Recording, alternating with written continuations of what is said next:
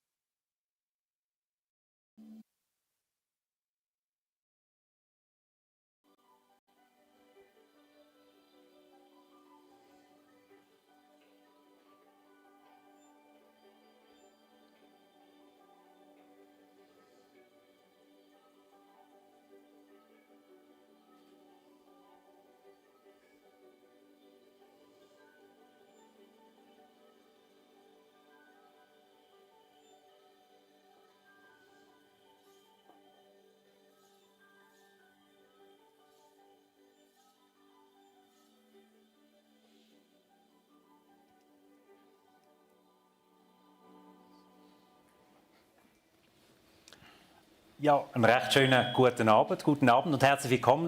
Well, good evening and welcome also from our side to this first session, Liberating Science. As we've just learned, we're actually opening not only the open forum, but we're kind of opening the World Economic Forum 2024. We all know that. Usually when you're last on a panel, they always talk about the graveyard shift, you know, the hardest panel ever. So we have the best panel ever because we can start the whole open forum and the whole WEF. So very warm welcome to this very topical issue and to this very important issue that we talk about not only today but throughout the open forum, panels that are organized throughout the week. Alois Zwinki already gave you a short introduction to what we're going to talk about.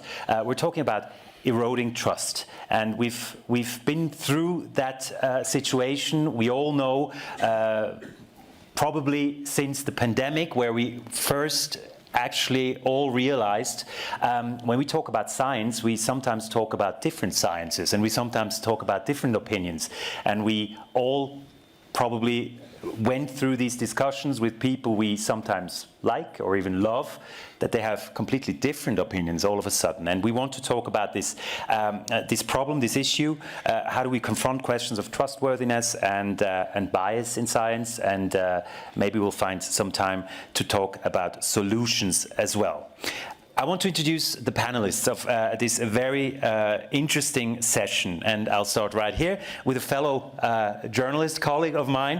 He's René Bucken. He's a curator of the Hamburg hub of the World Economic Forum and kind of a specialist in misinformation and fake news. So I will ask those questions to you. Then we're very honored to have Iliana Ivanova here. She's the Commissioner for Innovation, Research, Culture, Education and Youth of the European Commission. Very warm welcome also to Naomi Oreskes. She's the professor of the history of science, Harvard University. One of her books bears the title Merchants of Doubt.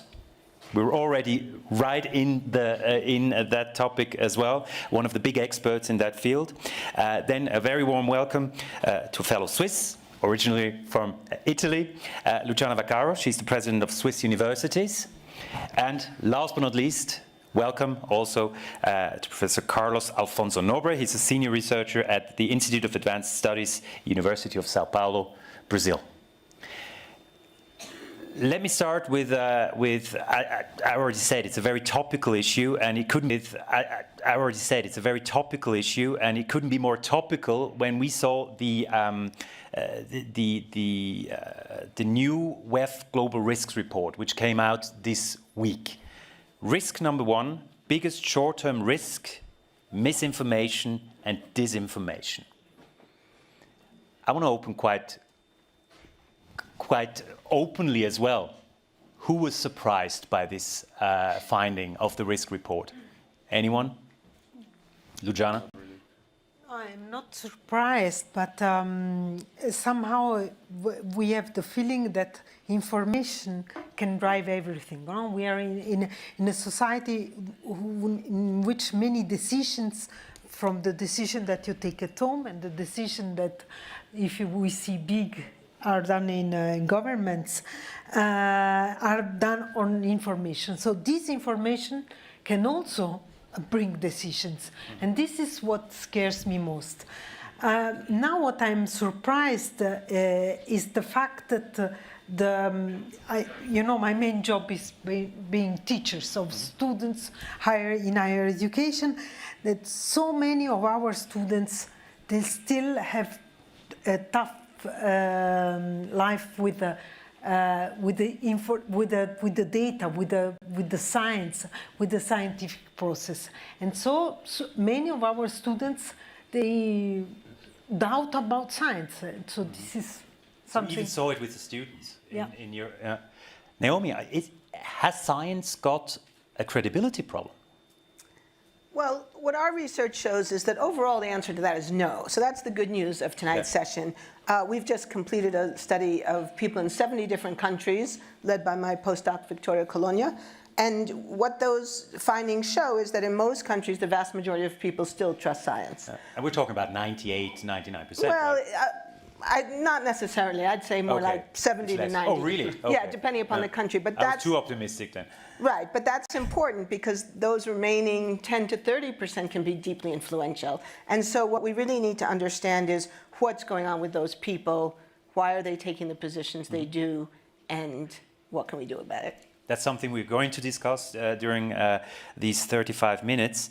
Iliana, Time magazine wrote, the great struggle of our era will be fact versus deliberate fiction. Do you agree? Are we in a kind of in a fight, in a struggle?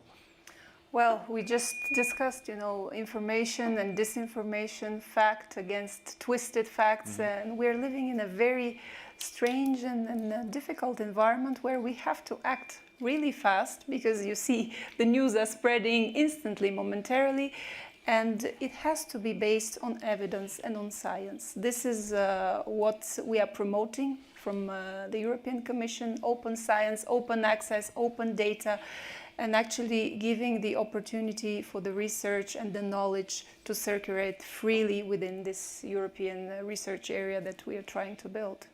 But that must be based on evidence and solid data. So these are the facts for me. Yeah. And then the rest is personal opinions, interpretations that can twist the picture.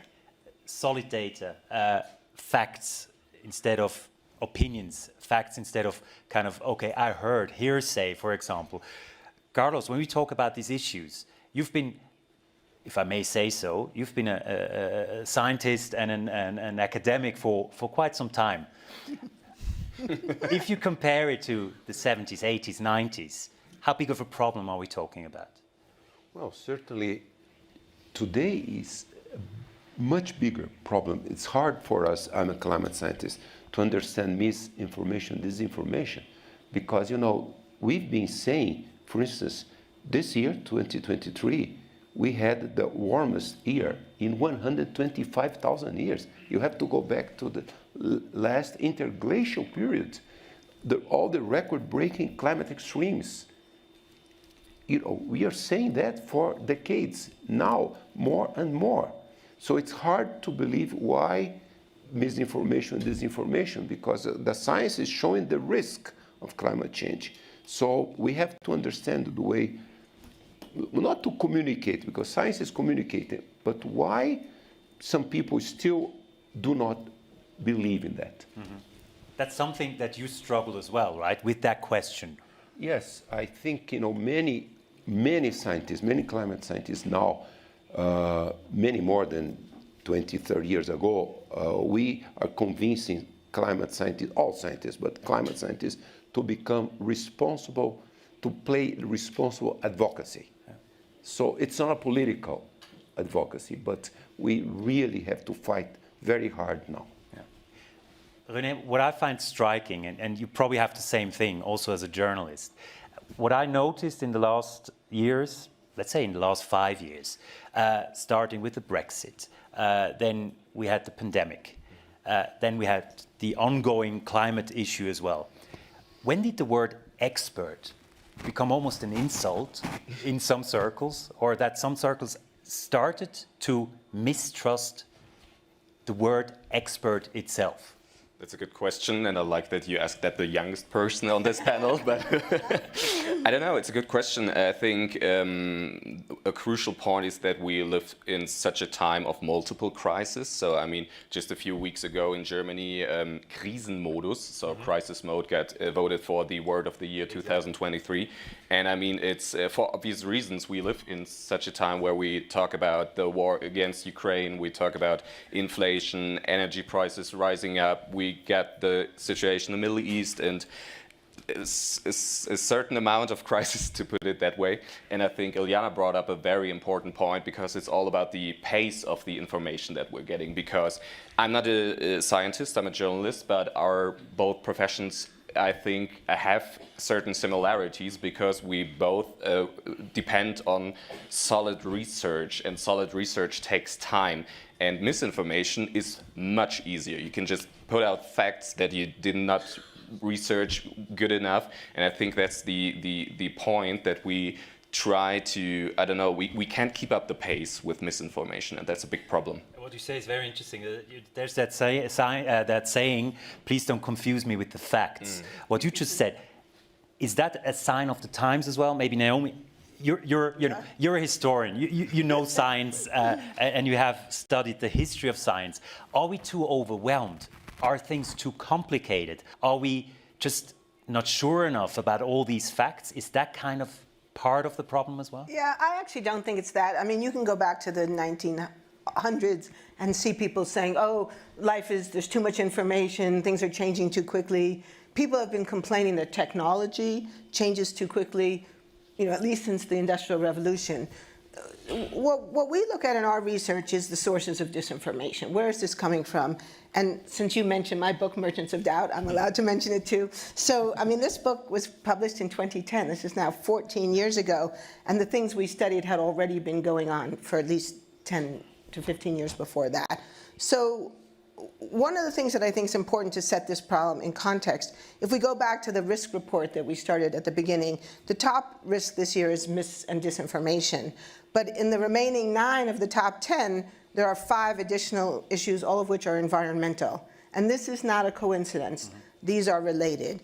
Because what we've shown in our work is that as the scientific evidence of really serious threats from climate change, biodiversity loss, habitat destruction, as these changes have been proven by scientists like Carlos, we've seen industry pushback.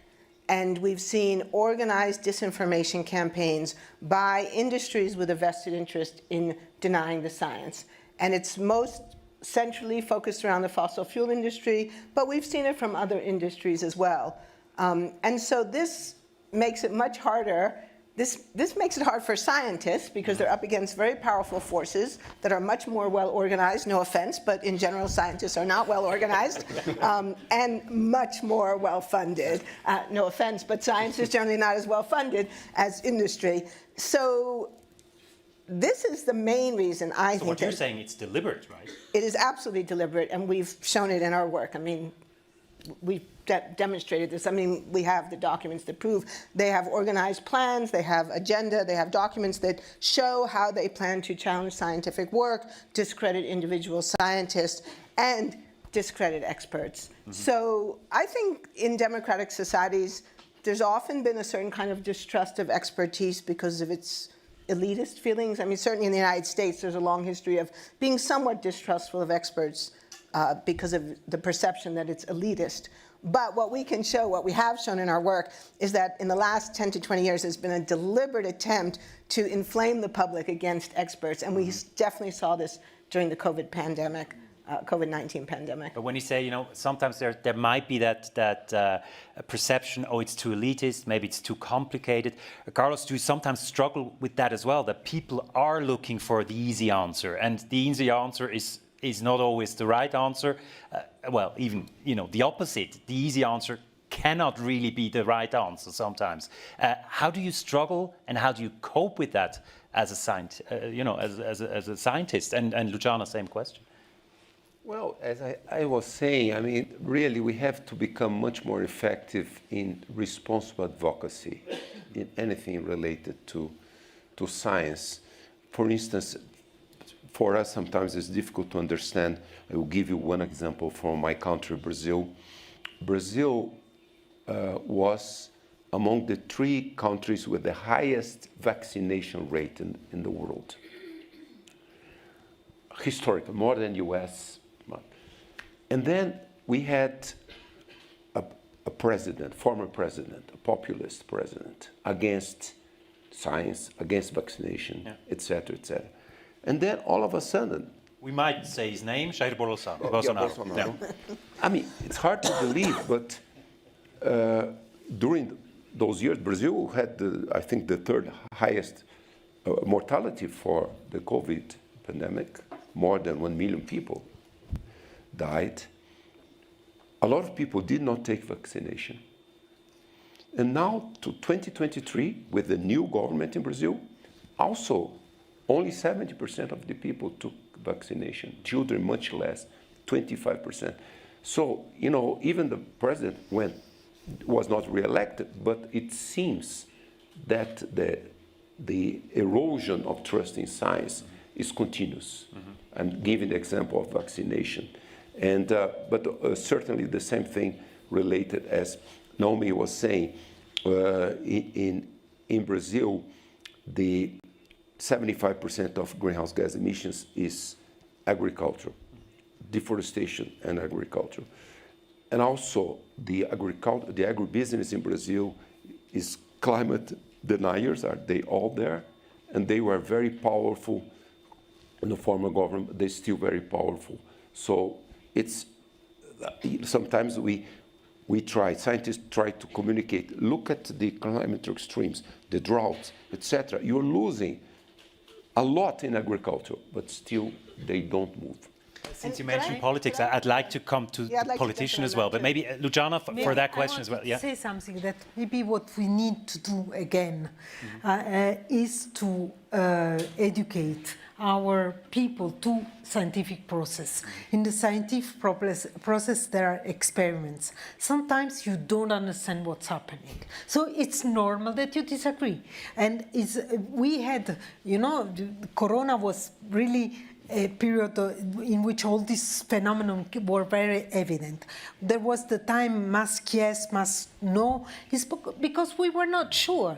So then we come to an agreement. And it's also normal to be wrong and say, I thought I had an idea in mind. My experiment have shown that I was wrong with my hypothesis. Yeah. And this does not mean that science are incompetent, because this was the problem. So they thought, these people, they have opinions, they are incompetent, and so we should educate with the process of science. And something that we said before, science is not democratic. At the end, there is one truth, and we don't vote. And we are, the scientists, they don't vote, they are observers of a phenomenon. And their responsibility is to be as neutral as possible in the transcription of the phenomenon and then discuss the solution. Before we come to the role of politics, maybe that I really want to talk about as well.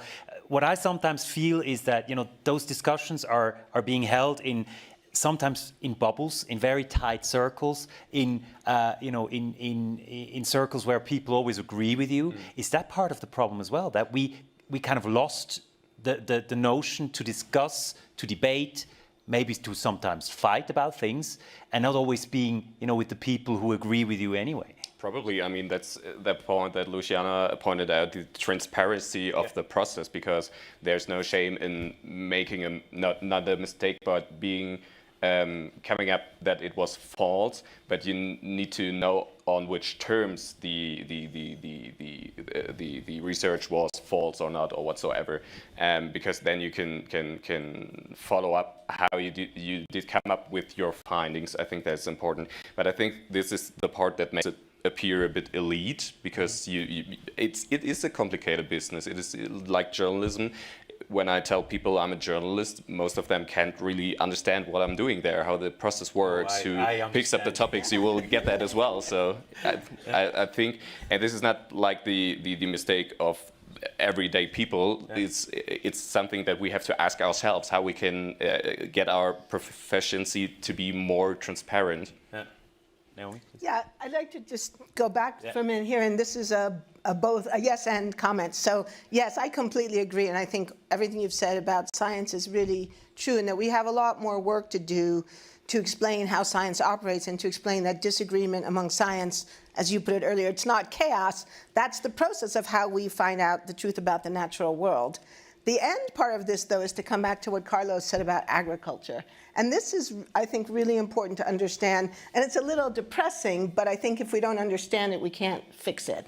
So in the case of agriculture, so we know, as you said, agriculture, particularly animal agriculture, is a major source of greenhouse gas emissions, a major driver of climate change. So one thing people can do to help, in this case, is to eat less meat. So what are we seeing happening in the United States? The agriculture industry is spreading disinformation. But here's where it gets particularly tricky. Not about climate change. They're spreading disinformation about the public health benefits of a plant-forward diet. So one of the great things about eating less red meat, and you don't have to eliminate it altogether, but just eating less, good for the planet and it's good for your body. So this is a win-win solution, and it's something that we all could do. We all have the power. We all have agency over what we eat. But there are researchers in the United States who work on the health benefits of a plant-based diet who have been attacked by the same people who attack climate scientists. So this isn't about public understanding science or not being transparent. This is about an organized attempt to confuse people. That deliberate, as you said, from industries, from the private sector. Correct. What can governments do? What can politics do? Yes? Add on to that discussion, not being a scientist myself, actually, before becoming a commissioner, I was for more than 10 years an auditor in Luxembourg, and I was checking how the European policies have been implemented, and coming back to the main subject of the forum, rebuilding the trust, this comes a lot with the principles of accountability, transparency, and openness to the public to build that trust. So I would counter a little bit the argument of the science not being democratic. Yes, the truth is one based on evidence and data, but you also have to be able to communicate it to the public in order for them to buy it in that sense. Because if it stays only within our closed bubble, I'm afraid it may trigger even more extreme reactions. Yeah. And we've seen what's going on.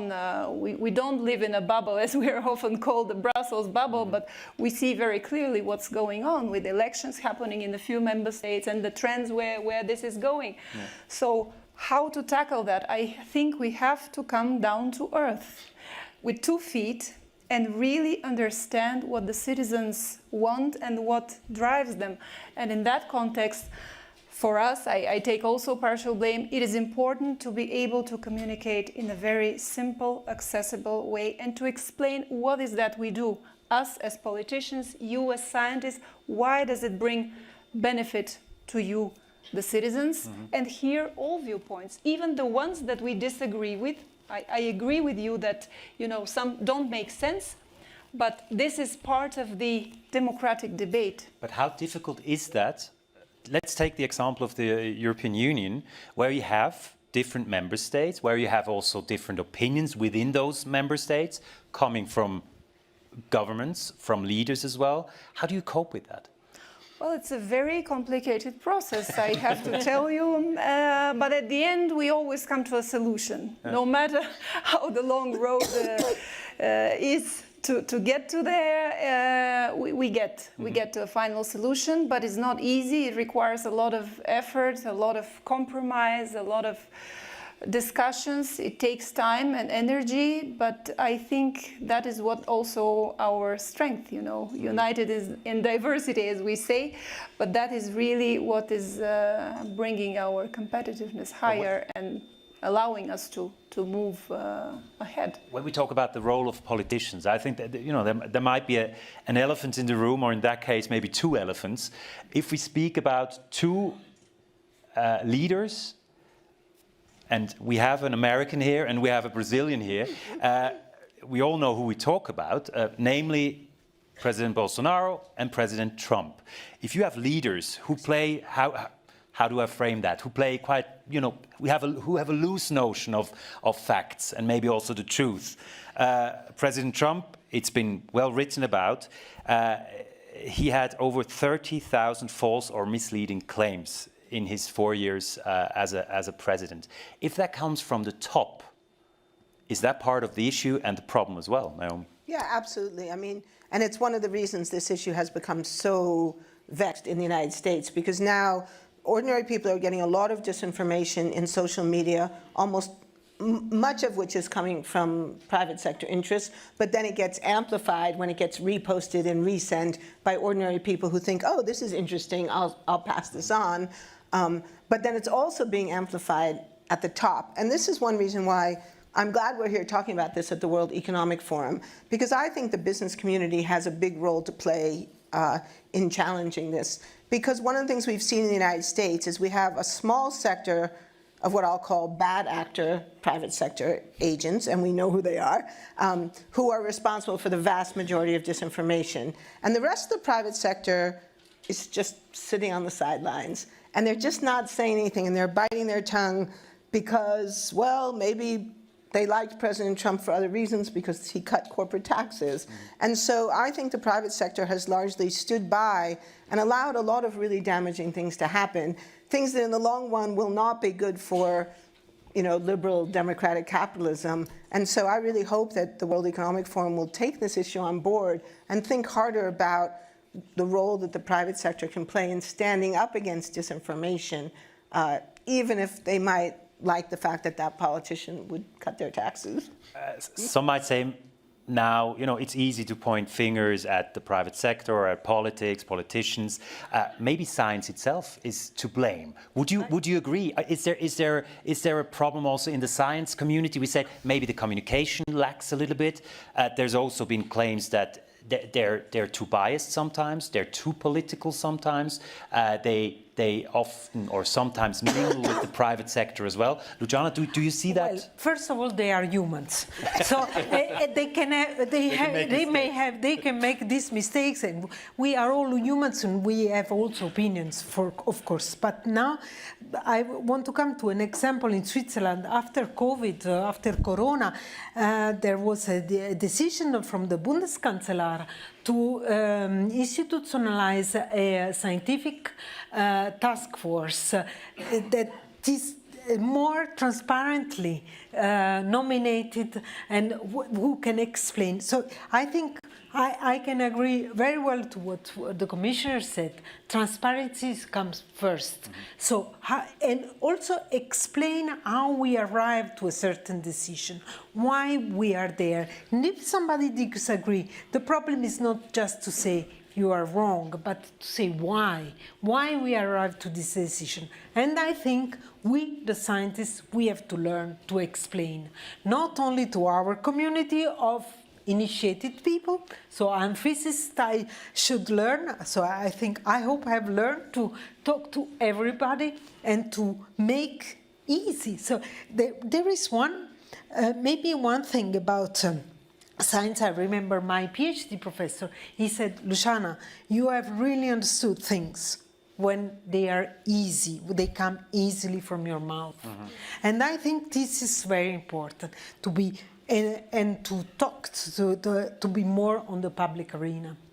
I feel you kind of dodged my question a little bit because of the, is science to blame in a way? Carlos, do you feel or hear that as well? Or Luciana, do you hear that as well, that you're too political, you're too biased? I don't think we are to blame, but we have to do our homework. Yes. Of course. Sorry. Well, sometimes I don't quite understand because, many studies in the last decades, they show climate science is the science with the least number of deniers. For instance, one study 3 years ago showed more than 99% of scientific articles are not from deniers, less than 1%. When you look at other things, even the pandemic, there is more disagreement among scientists. So sometimes it's hard to understand why there is still this erosion of trust in science, including climate science. So my simple interpretation, not of a social scientist like Professor Oreskes, is that, and I would like you to comment on that, why is populism increasing in the world in the last 20 years? I don't understand. Many countries like US, Brazil, and many other countries we are electing populists, mostly far extreme right wing, but also left wing extremists. And they are all anti-science. Why? In the democracies, we are electing anti-science presidents and politicians. I don't quite understand. You're puzzled by that question. Naomi, can you? Well, yeah. So you want me to explain everything that's going on in the world in the next 2 minutes, but I'll take a stab at it because I'm ambitious, and I teach at Harvard, so, So I don't think science is to blame. I really want to push back against that. I think scientists have worked incredibly hard during the pandemic, climate science. I've spent a lot of time studying the history of climate science, and I have nothing but admiration for the incredible work that climate scientists have done in the face of politically motivated and economically motivated opposition. That said, though, what I do think we should take on board, I think part of the explanation for the rise, particularly of right-wing populism, but left-wing as well, we do know that people feel disempowered and that people are afraid. When change happens too quickly, it's destabilizing, it's disoriented, and people become fearful. And we know there's lots of history to show this. When people are fearful, they may be attracted to a charismatic, powerful leader who says, I will solve your problems, and I'll do it right away. You won't have to have this long, deliberative process. The easy solution, right? The easy solution. So I do think that science plays a role in that, and I do think the scientific community could do more. And I think this reinforces your argument. Science can contribute to that sense of disorientation because so many of these things can feel confusing, hard to understand. You know, what's a singularity? There's a lot of jargon in science. So I do think scientists could help by being nicer, by explaining things more plainly. I think a lot of scientists try, but they have no training in communication. I mean, I'm sure you've seen this. They do a bad job even when they're trying. And I also think some scientists, not all, but some, kind of like the idea of being a bit mystifying. You know, they could explain it more simply, but they don't.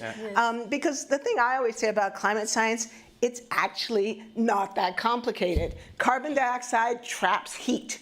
If you trap heat, the thing that the heat is trapped in will get hotter. That's really simple. It's like putting on a coat or putting on a blanket. It's really not that complicated. So it's almost like a deliberate confusion.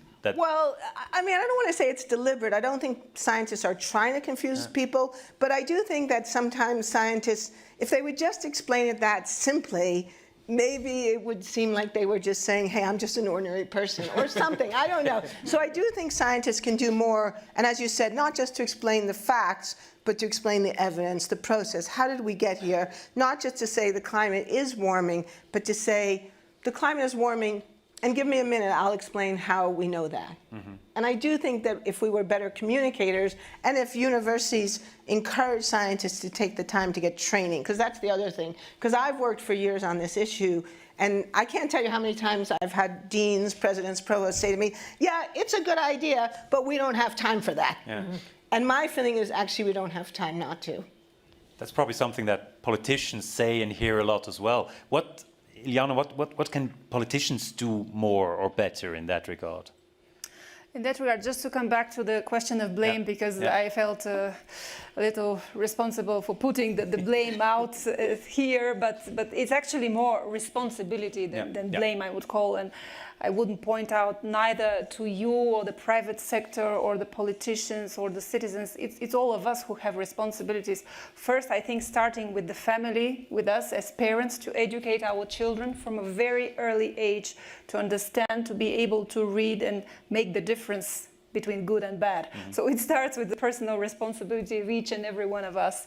And then as politicians, obviously open science is the subject of today, and we're very much pro, through our Horizon Europe program, 95.5 billion euros for a 7-year period to promote this openness and collaboration in all possible way. I'm really happy to say that over 180 countries have participants in Horizon Europe, 18 associated countries. Soon, I hope Switzerland will be one. We are in the process.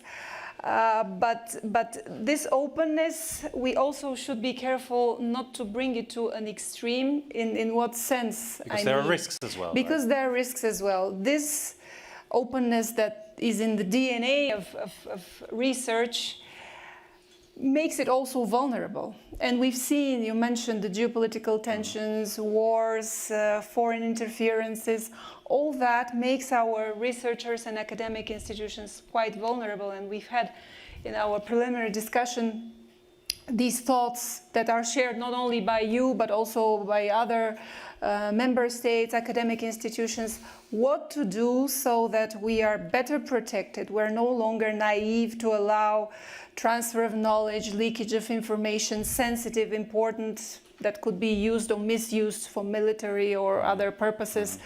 So in that context, we are preparing a European solution, a guidance that will actually in advance, I could say now here to this audience, next week we are going to propose a recommendation, a council recommendation from our part, how to better coordinate and raise awareness about research security, because I think it becomes more and more important in the context that we are. Since you raised the topic of the importance of collaboration and you talked about the Horizon Europe program, you kind of triggered me, since we're in Switzerland, Luciana, just maybe one sentence to that, because if collaboration is the key, and there have been issues between Switzerland and the European Union regarding that, regarding that program, of course, following the negotiations to have ended.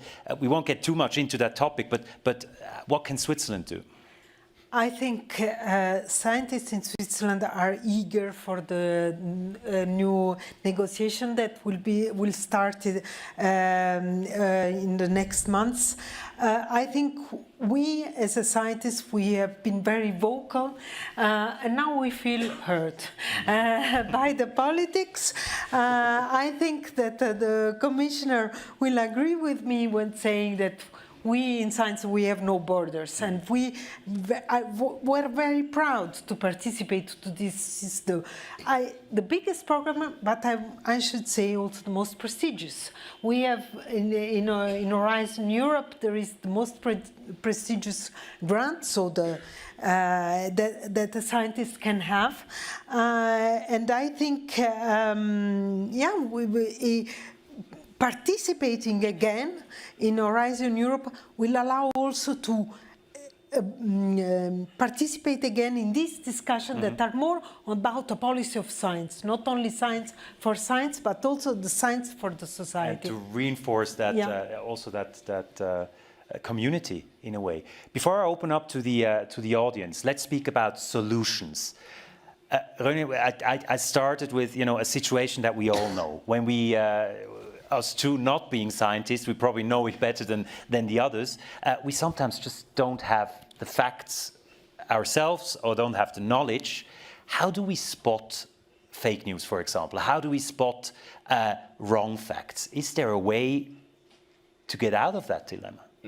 Yeah, there is. I mean, it basically comes down to just being critical in the real sense of being critical. So not like some critical thinkers claim it to be, because if you see, for example, the content that Naomi talked about that's being shared on social media, there's a whole lot of fabricated content. You always can have a critical look. Is there a source for that sentence? Is there, I don't know, who claims to have said that, or is there maybe a mistake in the picture or something? And I think this is also it's already a very good start to just be very critical of the things that you consume. And also I think it's don't be too easily happy with the things you see, because if there is a very complicated topic such as climate crisis, I think we should be a bit suspicious if there's someone who wants to explain it to us in just a one-liner. Yeah. So I really loved your explanations with the code, I get that. But if it's just, no, it's not real, you should be a bit suspicious, I guess. Naomi, how do you deal personally with these people? You have those discussions as well, I'm pretty sure. I deal with this all the time. So a few things. So one thing that's really important is to be willing to talk about these issues. One of the things we've observed in our research is many people say, well, I just don't want to talk about it. It's divisive, it's confrontation, it's difficult. We'll have a fight. And because one of the most common questions I get is, what do I say at Thanksgiving dinner, Christmas dinner, July 4th barbecue, right? And so one thing is we do need to talk about it, particularly because social scientific studies show the most effective messenger is someone you know and trust. Like you said, someone you love or at least like, someone you know from work, because those personal messengers for most people are more persuasive than even the most famous scientist. And so being willing to talk about it, being willing to be patient and say, I understand that this is an upsetting issue. I understand that vaccination can be frightening, but let me tell you why I got vaccinated, or something like that, to bring it down to the level of personal trust and personal relationship. The second thing you can do then is to say, and let me explain to you why I accept the science, right? To make the connection between the heart and the head, because as anyone in communication knows, that's when it works. If it's all head, people turn out. If it's all heart, that doesn't really work for scientific issues. And then the third thing we've seen in our work that's helpful is calling out disinformation. So John Cook in Australia has done some very nice work on this. He calls it inoculation, which is a tricky metaphor given that some people don't like inoculation. So I'm not sure if I like that metaphor. But the point is, if someone says to you, oh, I read that climate change is caused by the sun, and you say, oh, but that's actually disinformation funded by the gas industry, it turns out that totally changes the conversation. And here's why. Nobody wants to be the sucker. No one wants to be on the losing end of a con game. So if you can show people this is a con and you're the victim, that shifts the conversation in powerful ways. But that can be such a tiring work. Carlos, totally do you ever get exhausting. exhausted by explaining? If you have to explain yourself all the time, or maybe confronting people who simply don't believe what you believe, the facts, how exhausting is that sometimes? No, this is very exhausting. I think, Naomi, myself, and many responsible advocates for climate, we are spending, 50% of our time not doing science. But we have to do it. We have to really. And also another issue I think is very important for us. I'm not a biologist, but the climate scientists who are biologists also, they have to show how close we are of the sixth extinctions of species for the planet. Mm-hmm. We are very close. If we get 4 degrees warming, this is the sixth extinction. Mm-hmm. 1.5 degrees, 90% of coral reef species will be gone. That's 2 degrees, 2 degrees, all. So I think we have to start showing the risks. And in fact, we have to spend a lot of our time in responsible advocacy. As Naomi was saying, sometimes the deniers say ridiculous things. It's very easy to say they are completely wrong. Mm-hmm. But we have to spend time. Discussion is the key, which gives me the key to ask you some questions, and we have already some raised hands. Oh, a lot of raised hands. We have microphones in the room. If we can just start wherever we have. Let's take the lady over there. Yes, first one, and then I'll come to the first rows here. Yes, please. Hi, my name is Dr. Simi. We're talking about disinformation and how to get the news out there about the right scientific information. What we found is in the last 5 years, most of the information is on places like X, right, on TikTok, and we find that scientists are a bit I don't know whether it's arrogance, or I'm a scientist myself, I'm a doctor. We don't want to engage in all of that sort of banter. How do you propose we move forward? Because I would say there should be something like a bank of scientists who engage on social media, and I recognized people can go there for their information. News travels like wildfire, and it has to be that soft, irritating type of news that you don't like, and scientists don't like, but we have to do it. So I would just say that we need to engage more with social media. I've just followed you, Naomi. I think it's important that we do that. That's what I would say. And how do we do that going forward? Thank you very much. So can we engage in 140 letters or now more? But is that the right way to do? Would that be a good way to do on social media? Get into discussions there? Well, did you? Oh boy. Okay. I was just offering. I wasn't. I'll take it. I'll take a thing. You can add if you want to. This is a really tricky space. For a long time I was on Twitter. And now it's become such a toxic place that I've concluded it's not a worthwhile place to spend time. And as you said, it is exhausting. So you do have to pick and choose. And you have to think about where the place is where you can get your message across. What's not helpful is to get engaged with sort of some angry troll. Because many of these people thrive on attention. It's a lot of denial and hostility is attention-seeking behavior. So if you engage with them, it can make it worse. So you have to have some kind of judgment about how you use social media and what sort of conversations are worth engaging in. And it means making judgments about good faith versus bad faith actors, and that's not always easy. Yeah. But I do think my work gets at that, so hopefully my work is helpful to people on that. But I am trying to figure out, I have given up on X, what a scary name that even is, right? And I don't know what the alternative is right now. So for the moment, I'm focusing on writing more books, and then I'll figure out how to get the message out. On social media. Thank you very much. Let's take some more questions. First row, and then Jeff in the second, third row. Yes, please, go ahead. Hello. I'll come to you later. Yeah. Yes. My name is Firas Shamsan. I'm from Yemen. I live in Switzerland. I add my voice to you, but I want to get some comments about the fake news. When we talk about vaccines and stuff like that, one of the things is missing where many people doesn't get it really, or they don't speak about it. As an example, when we talk about vaccines, I came from Yemen. Right now maybe you hear a lot about Yemen, what's going on in Yemen, and how radicalism is controlling, and they use media, they shut down all the media, and they get this way of make people afraid. As an example, in Afghanistan and Pakistan, when they assassinate Osama bin Laden, they use these people who's doing vaccination for children. Now, if you did research about the amount of people stop giving vaccine to them on children, how it's increased. When we talk about the way how media and government work, like fake news, it's work together, and also the radicalism is they have the really good production, they control the mindset of the people.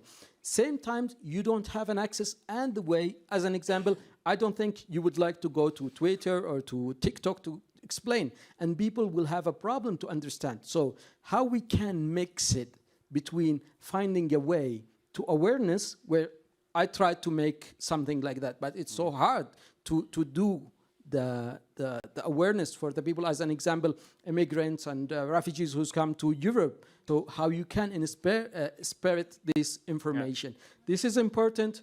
I don't know, but we work on it. Thank you very much. Thank you very much. We have someone in the first row who's really eager to ask that question. Then we go to Jeff, please. It's working? Okay. Thank you very much. Ooh, that looks like several questions. I hope not. Just one question. So, I'm Sahi Bayramli. I'm coming from Germany. I study global health, and I'm a member of a research organization based in Berlin. My question is, when we talk about misinformation and disinformation, we are talking about too many different stakeholders. For example, media, politicians, companies, research organizations, universities. So we, the people, the normal population of the countries, who should we trust? The media, the companies, the politicians, or research organizations? What should we trust, and how or why should we trust? Thank you very much. That's the million-dollar question. Who likes to answer it? Luciana? Yeah. Well, I think what the pandemic has taught to us is that we, at least research organization and politics, we have to work better together. Because the politics has made many advices on scientific data, but this was not always structured or not always. So I think one is